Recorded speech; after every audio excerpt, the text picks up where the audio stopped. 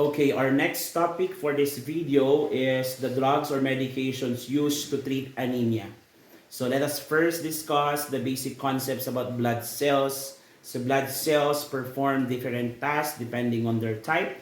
We have three types. We have your red blood cells, then we have your white blood cells, and your platelets. Red blood cells is responsible for oxygenation, while your platelet is for your clotting formation, and for your white blood cell is for your infection control. Okay, infection control. So red blood cell, WBC, and the platelet would either go up or go down depending on the condition. At decreased level, we will use the suffix pinia for decrease and cytosis for condition wherein there is a high level. So for example, if the blood cell, red blood cell is below the normal range, we will call it erythropenia, or commonly or simply known as anemia.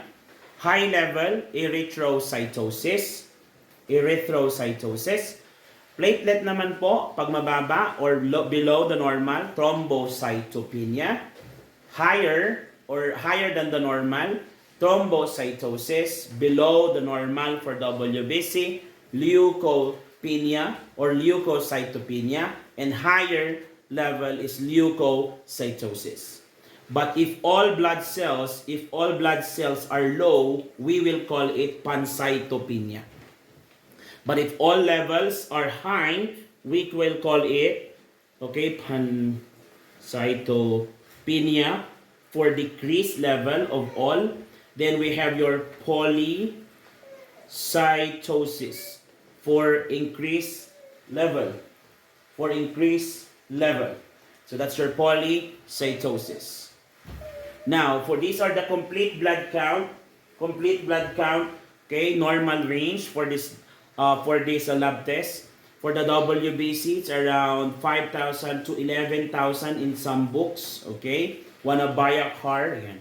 RBC blood, that's 4.5 to 5.5 million per deciliter. I mean for cubic millimeter. Then for the hemoglobin, it's 12 to 18 grams per deciliter. 37 to 50% for the hematocrit. And for the platelet, it's 150,000 to 400,000 microliter or per cubic millimeter. Okay, per cubic millimeter. So those are the normal range that you need to memorize now because these are common questions that are coming out in exams and even in your board exams. Okay, so that's the normal values. Now, let's continue. The first medication that we're going to discuss is your erythropoiesis stimulating agent. So, erythropoiesis is the process of producing blood. So, basically, erythropoiesis is stimulated through the hormone erythropoietin. Erythropoietin is produced by kidney, and it will release now erythropoietin to stimulate erythropoiesis to stimulate now your bone marrow to produce blood. So for us to understand this better, I have a description here. So from your kidney, it will release now your erythropoietin, stimulates erythropoiesis, which is the process in the bone marrow, and the bone marrow will increase the production of RBC. Increase the production of RBC. Increase the production of RBC. Okay, so that is the process on how blood is being produced. So from the kidney into the bone marrow to the process of erythropoiesis is stimulated by erythropoietin as the hormone. That is why the erythropoiesis stimulating agents, the example of drug is your epoetin. Epoetin is a synthetic erythropoietin, commonly known in the name of Epogen and Procrit. Okay, and also your darbepoetin alpha or your Alanist. The side effect is high blood pressure because it increases blood production, fever and dizziness because of body adaptation, and pain on the injection site. Now, what are the indications, or for which patient are we going to give this medication? Treatment of anemia due to chronic kidney disease. Why there is anemia in chronic kidney disease? as I mentioned earlier, if there is a damaged kidney, one of its function is to produce your erythropoietin. So if the kidney is damaged, it will not produce erythropoietin. Chemotherapy drugs. Chemotherapy drugs kills fast-growing cells. This includes bone marrow cells. So a depressed bone marrow means depressed cells producing RBC. Therefore, RBC will also be affected. There is a low RBC, hence anemia. Certain treatments for human immunodeficiency virus, because some treatments of HIV has an anti-RBC components. And also to reduce the number of blood transfusions. Sometimes, these are the drugs given to patients who decline to have blood transfusion, such as those who belonging to a particular religion, which is the Jehovah's Witnesses. Since they don't allow any drugs or they don't allow any blood product to be transfused to them, okay, ang ginagawa ng mga doktor is that they stimulate yung sistema ng mga pasyente to produce more RBC before they have their operations. Okay? Next, contraindicated siya sa mga pasyente na may hypertension, okay, hypersensitivity to mammalian cells because these were derived from those from the serum of those mammals, and also contraindicated to mothers who are lactating. Nursing management includes assess dialysis shunts, contraindicated, and albumin hypersensitivity, as I've mentioned. It may cause seizure, congestive heart failure, myocardial infarction, CVA, and hypertension. That's why you have to monitor them. Do not shake the vial and initiate seizure precaution. Possibility of seizure may occur. And monitor bleeding time and signs of anemia. So those are the nursing considerations. Next, agents used for iron deficiency anemia. So iron deficiency anemia is a condition wherein there is a decreased iron causing now anemia. Take note that iron is very important in the creation of your hemoglobin. A decreased iron would mean would be equivalent to decreased hemoglobin. A decreased hemoglobin is also a form of anemia. So the mechanism of action is to prevent or treat iron deficiency anemia. So basically, if you have a deficiency in iron, all we need to do is to replace or replenish the iron. So this acts by increasing the iron stores in the body, because technically, when you take these medications, you are taking iron supplements. Example of these medications includes ferrous fumarate, ferrous gluconate, ferrous sulfate, which is the most common, also known as ferrosol. Then we have your ferratab, ferroboxitol, iron dextran. Dextran is a plasma expander as well, plasma expander, iron sucrose, and sodium ferric gluconate complex. But among all of these, ang pinaka-common is the ferrous sulfate. Side effects includes bloating, swelling of your face, arms, hands, and lower. These are adverse effects. Dizziness, faintness, and lightheadedness when getting up from lying or position. This is your orthostatic hypotension. Okay? Or your orthostatic hypotension in orthopnea, difficulty of breathing in lying position. Then GI upset. That's why you have to take it with foods.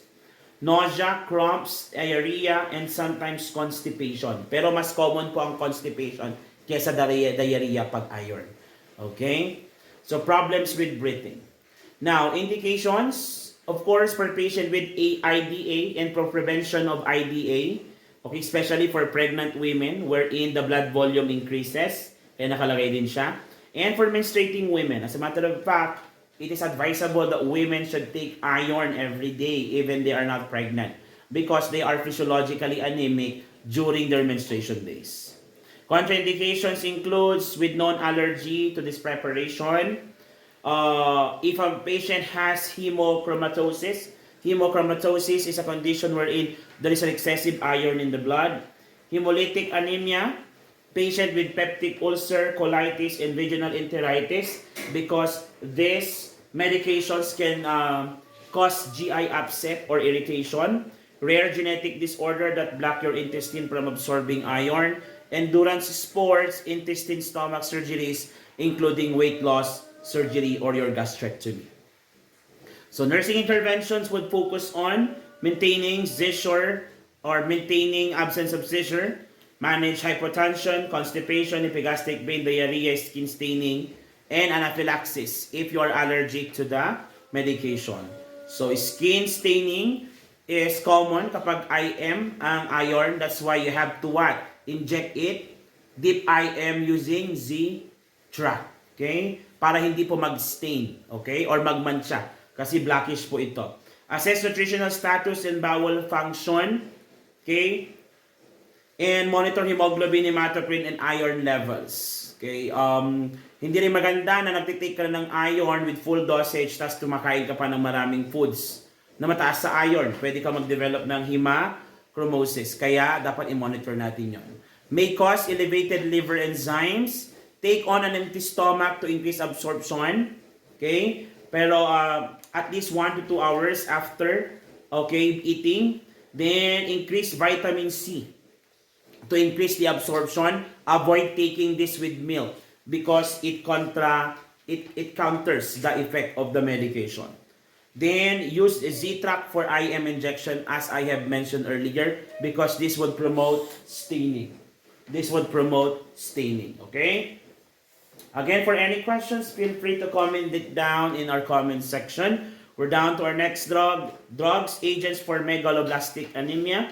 Megaloblastic anemia is anemia wherein there is a deficiency of folic acid or B9 and B12. If you have deficiency of both of these B complexes, you have megaloblastic anemia. So the folic acid and vitamin B12 are necessary to make immature cells becomes mature cells. So these are essential for cell growth and for the production of a strong stroma in RBCs. So vitamin B12 specifically is known as pernicious anemia. Pernicious anemia, which is with the pathognomonic sign of red beefy tongue. Okay? Red beefy tongue. Okay? So again, common medications na ginagamit natin for megaloblastic anemia is, of course, folic acid and vitamin B12 deficiency. Vitamin B12. Sample of your folic acid medication is Folvite and your leucovorin and Welcovorin. Pag naman B12, we have your hydroxycobalamin or hydrocristi 12 and cyanocobalamin or Nascobal. So side effects is your HELAB, heparin-induced thrombocytopenia. We already know what is thrombocytopenia. That's decreased platelet count. Injection site discomfort and irritation, low platelet count, thrombocytopenia. Okay, allergy or hypersensitivity type reactions. And of course, bleeding is also one of them. So those are the side effects of your megaloblastic anemia. For the nursing consideration, may cause seizure, hypotension, constipation, epigastric pain, diarrhea, skin staining, and anaphylaxis. Same thing sa previous drugs natin. Assess nutritional status, monitor hemoglobin, hematocrit, may cause elevated liver enzymes.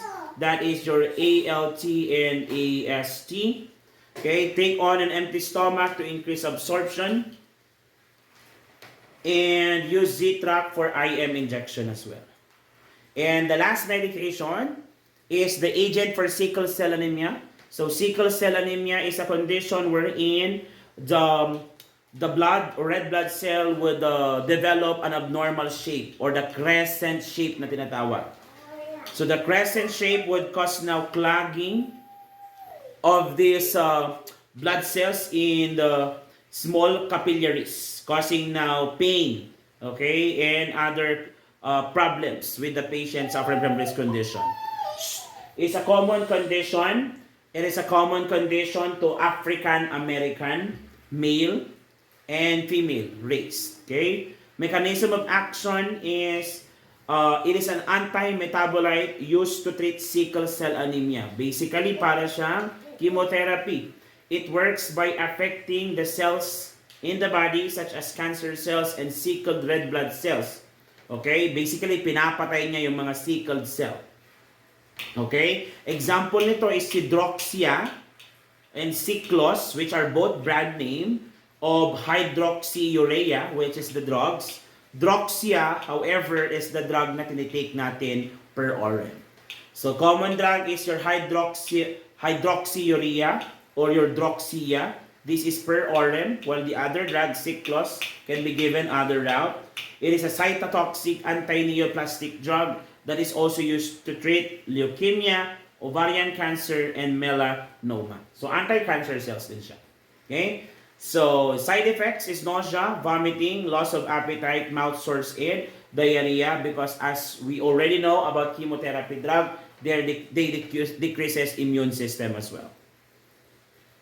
Then indications of this drug, of course, for melanoma, chronic myelotic leukemia, cancer of the ovary, primary squamous cells, cancer cells, and head and neck, and of course, yung pinag-aaral natin, sickle cell anemia. So, contraindicated to patient with history of AIDS, who have undergone radiation therapy, liver and kidney disease, any allergy, or taking other medications. Reduce platelet counts, so avoid injury or bruising. It may be harmful if it gets in the skin, so avoid direct contact with hands, and avoid vaccination while taking the medications. So that is your sickle cell anemia.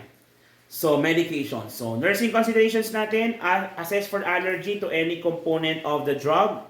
It should be used with caution in the presence of impaired liver or renal function. Then manage the effects of sickle cell anemia using your HOPIA approach. Ano yung HOPIA? H for hydration, increased fluid intake. O for oxygenation. Then P for pain management, I for infection control, and I for altitude. Okay? Because patients with sickle cell anemia are not allowed to go to high altitude area. So again, HOPIA, hydration, oxygenation, pain management, infection control, and altitude prevention. So those are the management for patient with sickle cell anemia, along with giving these hydroxyurea drugs with them. So for any questions, please comment it down to our comment section. We will try to answer it in our next video. So thank you for watching. Please like, subscribe, and share this video. Bye!